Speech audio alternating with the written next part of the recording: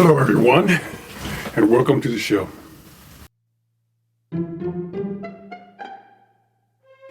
If you should awaken,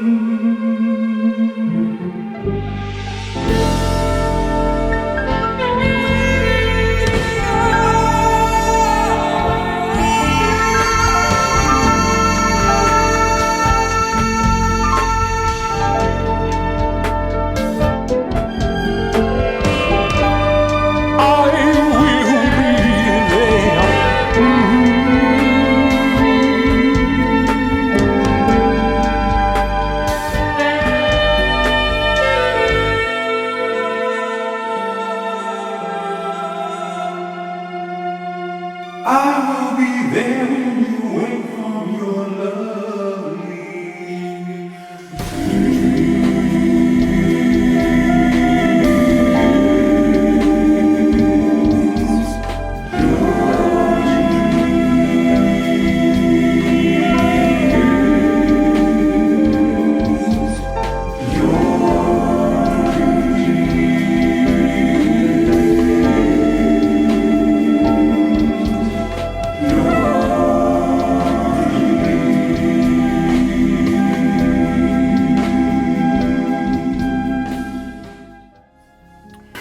Welcome back. We are moving well along with the explanation of my book, and I'd like to go back a little bit to explain why we're here in the first place. The reason we are here is because I am a spiritualist, as I said, but I haven't talked about it in a while. A spiritualist is someone who spirit talks to them. Not only does your spirit talk to you, is that you understand that this voice that you're hearing is your primary aspect. The voice that you are hearing, your body is only representing that voice. That voice represents a part of you that lives forever. This part is temporary. So you see, it's very important for you to communicate with that which lives forever, that which is who you really are. We go through life in an avatar trying to establish ourselves in a society that is very challenging. Life here has many, many challenges, and those challenges are for us to work our way through them. Once we get past them, we move on to others. When you pass away, your spirit devises a plan for you in your next existence. In that plan, there are obstacles that are put there just for you to conquer. No matter how bad you see somebody's circumstance, they're in a situation which they are trying to conquer their own mission, their mission for being here. Some people seem to look and appear like they have everything going on so beautifully, while others look like they have things going on tragically. They may be missing legs, they may be missing half of their brain, but it doesn't matter, because sometimes those people with the biggest challenges seem to do more because they actually understand what their mission is. They're not distracted by society and getting confused. Society will confuse you into believing that your existence here, your physical existence on this planet, and how you prosper, how you do well here monetarily, is what your basic spirit, your spirit is based on. It is not. Your spirit is based on spiritual things. Your spirit is based on helping other people, helping humanity, doing things that are positive, because the creator of the universe is an all-encompassing mechanism which your spirit works with in conjunction with to make all things positive. Anything negative is not of the creator of the universe. Anything. So basically, what I'm trying to express to you is that the more you get in communication with your spirit, the more you will For instance, once I was able to understand this, once I knew what that voice was that I had been hearing since I was a child, then I was able to ask questions. And then I was able to deep questions like the origins of the universe. And very quickly, all those answers began to come to me. I wanted to know everything. Now, with your spirit, once you communicate with your spirit, you will be able to know things that you could never have known because your brain is unable to think of things that are beyond thought. Let me repeat that. Your brain is unable to think of things that are beyond thought. Your spirit can think of things, your spirit does know things that are beyond thought, simply because it knows the past, present, and the future, and it's connected to God, the Creator, I'm speaking of, in ways that it's almost like the Creator of the universe is a big giant tree, and your spirits are a part of the branches, the leaves, the root system that go on forever. It's like this. And once you can connect to that tree that is God. Now, this is aside from religion. Religion has nothing to do with this tree. Religion is a man-made thing. There's been over 10,000 religions over the last 4,000 years and 1,000 gods. So we're talking about something that you cannot take away. People are going to criticize me because they're going to keep saying, you don't believe in God. And I'm just going to have to get used to it. Because just because I don't believe in the biblical gods, I'm talking directly about the Creator of the universe. So you can tell me what I don't believe if you want to, and I'm just going to tell you what I do believe in. And all of those who want to know what the Creator of the universe is like, this is the place. Now, one of the things that I mentioned in my first program, I mentioned that I'm a metaphysician and hermeticist. I ran to a fellow who really, he goes to church a lot, and what he says is he loves the Bible because it teaches him things that he can use in his practical life. So I tried to do that. Not that I'm trying to be a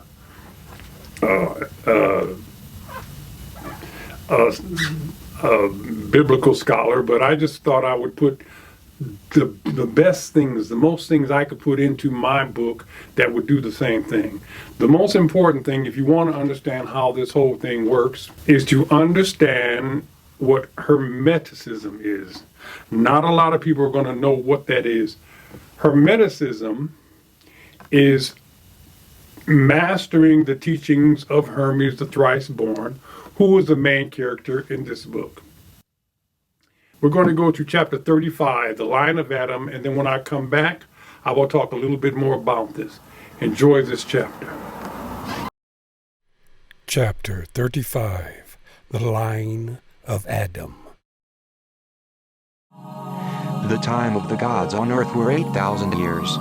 The time of the Iahans began 6,000 years, and the time of the Asuadams were 2,000 years. Then the Adams disappeared off the face of the earth, and the Iahans remained on the face of the earth.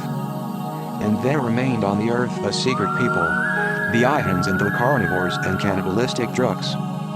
The Iahans were small beings and the Druks were tall. The Druks who did not obey the Lords created a half-breed race called the Yeks with yet another race called the Azuens. So wild were they that they would burrow themselves deep into the ground for protection like the beast in the forest. Neither did the Yaks walk upright, but rather on all fours. The arms of the Yaks were long and their backs were curved. They were not able to speak nor be taught the crime of incest and consequently were unable to survive on the earth.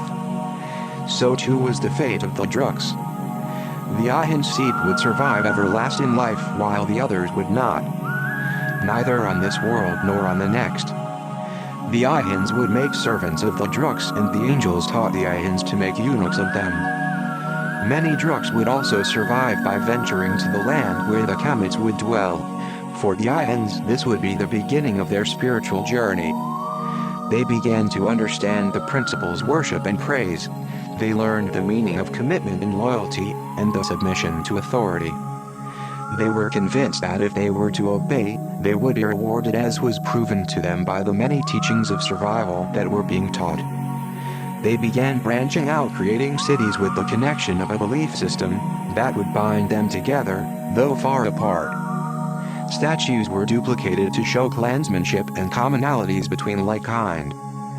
They were promised gifts and miracles to be bestowed upon them by angels if they were to obey. As the Druks ventured further and further away from Eden, they found themselves near the entrance of the tip of the Nile River, and followed it down towards the country that would one day be called Ethiopia. After the death of many of the weaker Druks, there was a very interesting yet very strong group of about 700 or 800, that through it all were somehow strengthened. They were different in many ways from the unintelligible species they were thought to be. Stronger, wiser, and without question the greatest instincts to survive ever known. Many of these Druks were nonverbal, yet for some unknown reason there was a group that adapted very well to speech. Their ability to speak was enhanced by a particular phonetic pattern that seemed to be unique to their breed. Before the flood, many species of life were scattered about the world in many places. When the Anunnaki began to collect primates for their new human creations, traps were set throughout the forest and woods.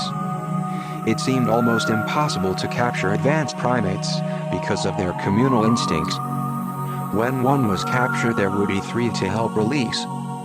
Sometime later, and without reason, groups of primates began to allow themselves to be captured. It was almost as if they shared some sort of familiarity with the Anunnaki. It would be thousands of years until sometime in the 20th century that through DNA it would be discovered that many of the surviving primates that assisted in the evolution of mankind were genetically linked to a particular line of Ijishi. The line of Lucy. The line of Lucy. The line of Lucy.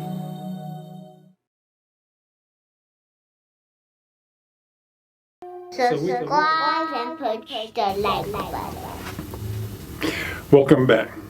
I wanted you to see this because now we're getting into a part of the book that is dealing with Egypt.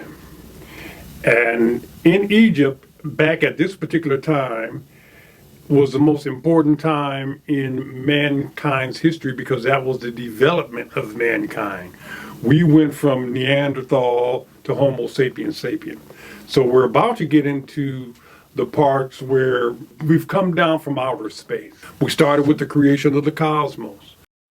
One thing I need to and want to say is that no one has to just listen to me and take what I'm saying as truth or fact. Take what I'm saying. I've given you all the names, and now you can Google any of this stuff. Just Google the name Hermes, and they'll take you right there. Google the name Thoth. Google the Anunnaki. Google everything I'm saying, and what they'll do is you'll be astonished to say, wow, these things are saying the same thing Kurt said. I wanted to get into the 7 Hermetic principles that Hermes left to give us a cheat sheet on how to understand everything. You know, in that cheat sheet are principles that if you're able to use these principles, you will understand how all these things work. All of these things work. Now, the 7 universal principles are as follows. Mentalism. Mentalism is how you can use your mind to project your circumstance. Almost, it's also in conjunction with the cause and effect principle. Mentalism, cause and effect. So they kind of go together. There's one called correspondence. Correspondence it explains that if you want to understand how God works, all you have to do is understand how things work down here. As above, so below. The greatest example is the creation of the universe. The creation of the universe is a very exaggerated, large example of how mankind is created in the womb of the mother. In the womb of the mother, there are things that are going on in there that are so dynamic, they are beyond. It takes so much energy for a baby to go from being a zygote to a full-born neonate. And the amount of energy for eggs to start separating and duplicating, and all these things are miraculous to us, but not to the Creator. It's just science. And the same way that the eggs are multiplying in the womb and turning into something is the same way the universe was created. Before God created a corporeal existence, meaning an existence of ethereal means spiritual only, without time, without mass, without matter. Corporeal means with time, mass, and matter. In order to make an existence with time, mass, and matter, he had to have a gender counterpart. You have God, his gender counterpart is Mother Nature. It goes with correspondence. The Big Bang was a relationship, just like we have here on Earth, between the creator of the universe and Mother Nature. So you have these two super creators that get together and do the same thing in a different way. Instead of zygotes and eggs in an embryo, we're talking about atomic weight and dark matter and nuclear fission and fusion. Fusion is when they come together, and fission is when they bust apart. The greatest power in the universe coordinated intimately with the greatest female power in the universe and the birth of the universe because of that fact. We've got to go on to the next video. We're running out of time. Now, this video is chapter 36. Today, we are going to discover what science has been trying to discover for hundreds of years, the missing link. ISIS was the missing link, and that will be explained in this chapter. See you when you get back.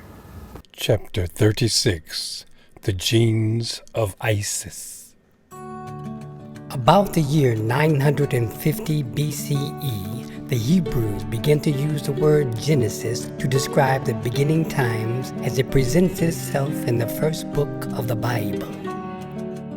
Prior to this, the word or term was registered heterogeneously or more diverse in character and content. The term Genesis referred to the genes of the goddess Isis, not the creation of the universe or elements within it. It is said that if it were not for the genes of Isis, humankind would not be what it is today. Some believe that the time after 1000 BCE is considered the modern era. Those who understand that entire human civilizations existed prior to that time believe otherwise. First to arrive on Earth was the Atlanteans. Shortly thereafter was the Anunnaki, with the exception of the human footprints found alongside dinosaur footprints, as well as the many possibilities of other beings. Then came the first creation of man from Earth's clay and the womb goddesses.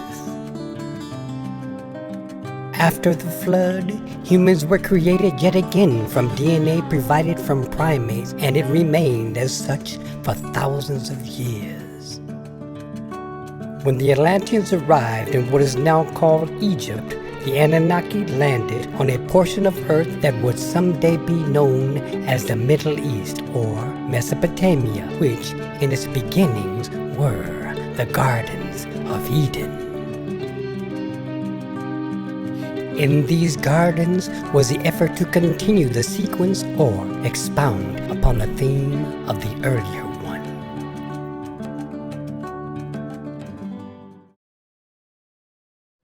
The recreation of mankind. When the Atlanteans arrived, they were angrily greeted by a primitive race of humanoids that had survived the flood by journeying far beneath Earth's surface into underground caverns deep within the caves and natural tunnel systems near and around the upper regions of Africa. These beings were the descendants of the Neanderthal, Rhodiodensis, or Homo erectus, or, as the Anunnaki called them, the Druks, the Asu Adams and Eves, and the Yaks.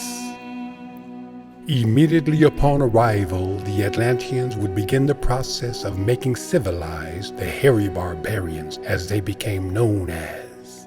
Thoth, in particular, would be the mastermind in this effort. Progress was being made in the upper portions of Africa with the beings slowly but surely, while in Mesopotamia, the Anunnaki were continuing to create great infrastructures all around the region. It would be hundreds of years before the barbarians acquired the evolved larynx necessary along with the musculature required for proper speech. This was a matter that was discussed many times with the engineers of genetics that led to this population.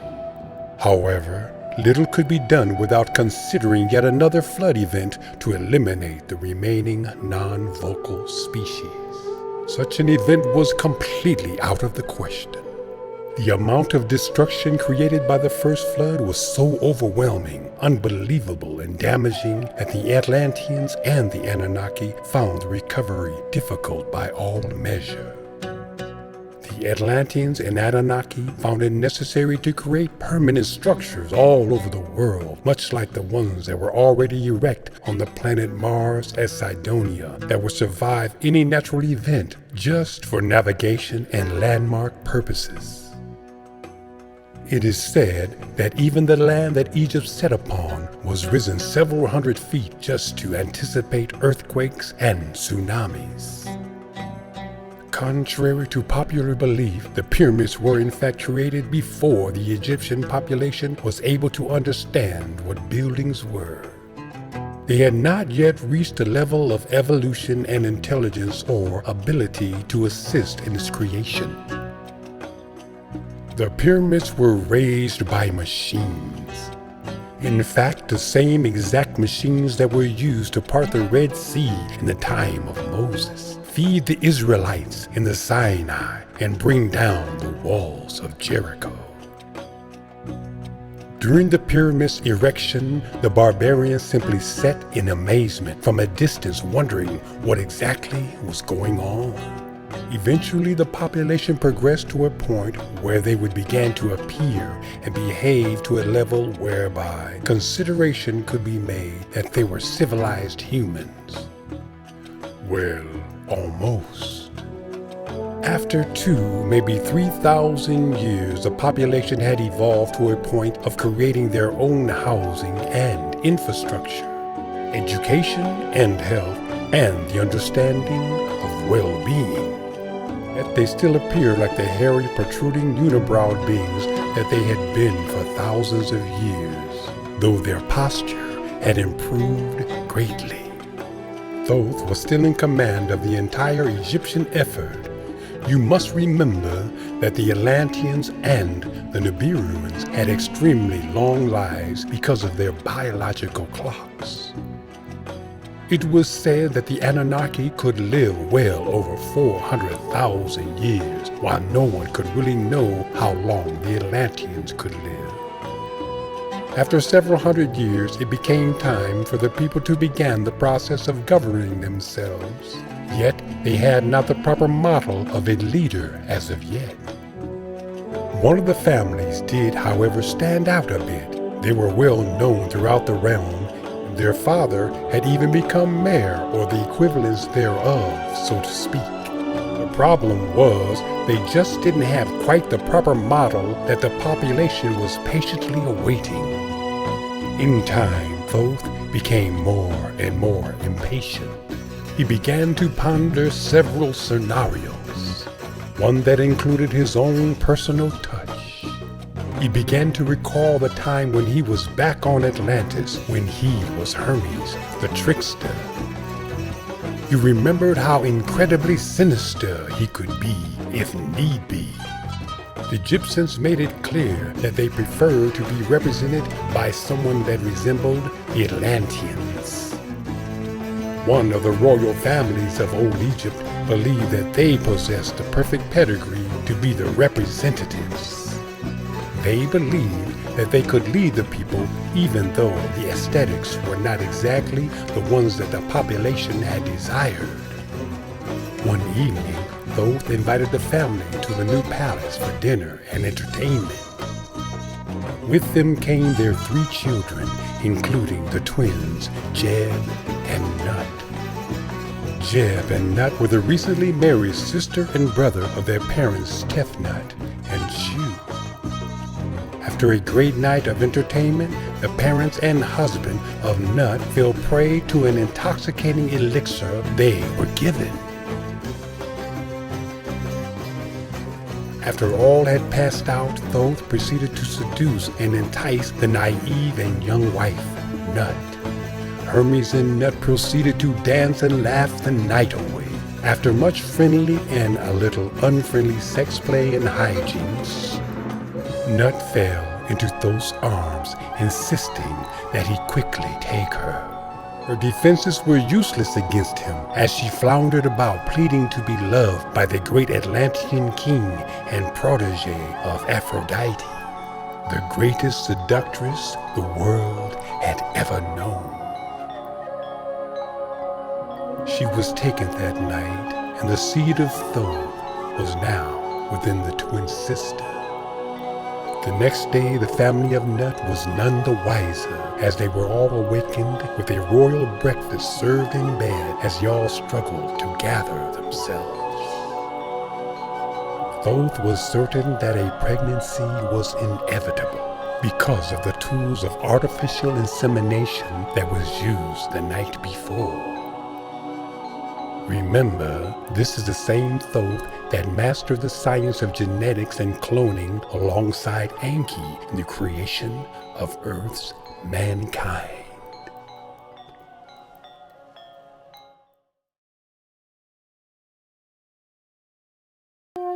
Subscribe and push the like button.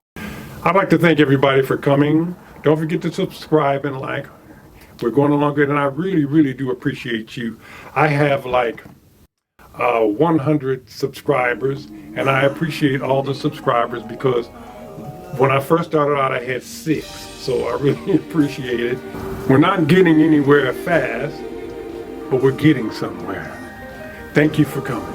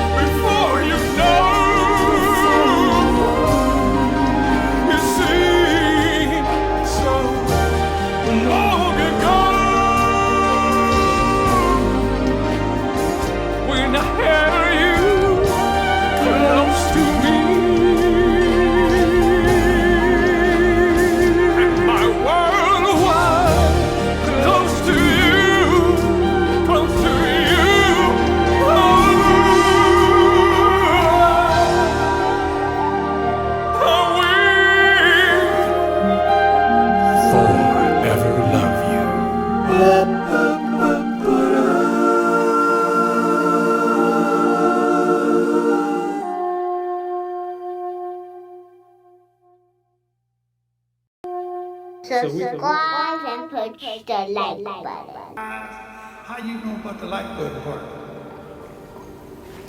I watch YouTube. Okay.